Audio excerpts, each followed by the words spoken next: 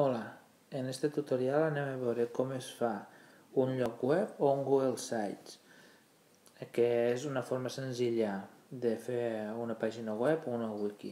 Ho podem fer des de la meva Xtech, en cas que siguem usuaris d'Xtech, o ho podem fer des de Google Sites. Ens caldrà accedir amb les nostres dades d'usuari Xtech a l'interior de la meva Xtech. I una vegada ja hi hem accedit, podrem disposar dels diferents serveis que tenim a disposició, entre ells el de llocs web, que és el que utilitzaríem. Donat que és un servei de Google, si al cercador posem el terme Google Sites, entre els primers resultats ens apareixerà l'adreça de Google Sites per accedir i fer llocs web.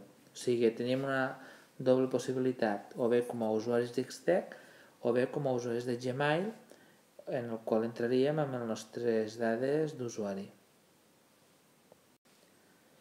En este cas d'aquí és l'accés per Gmail, posem les nostres dades d'usuari i finalment inicia sessió. Una vegada ja hem accedit, podem diferenciar dues parts, una on es crea el lloc web nou i una altra on està la relació dels diferents llocs web que ja podem tenir perquè els hem treballat anteriorment, etc. En definitiva, el més important és que podem tenir més d'un lloc web per cada usuari.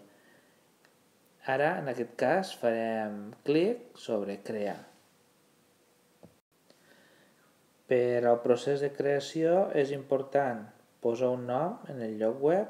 Ha de ser un nom prou original o diferent per a que no estigui ocupat, perquè aquest nom és el que el sistema utilitza per a donar una adreça URL al lloc que creem.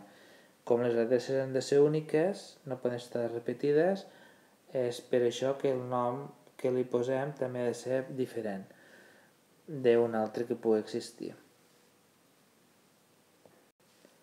A més, a la part inferior haurem d'escriure el codi que ens dona el sistema per tal d'assegurar-se que és una persona qui està creant el lloc web i no una màquina o un robot. Una vegada ho tinguem, podem anar directament a crear per a posar-lo en funcionament.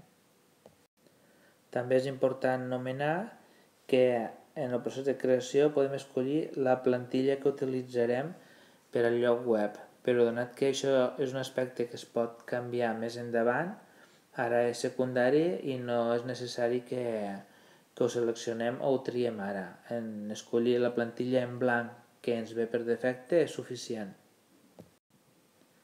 Finalment, el sistema ens crea el lloc web de forma automàtica amb la seva pàgina d'inici i on podrem començar a escriure i posar-hi contingut, i una vegada ho tinguem ho desarem.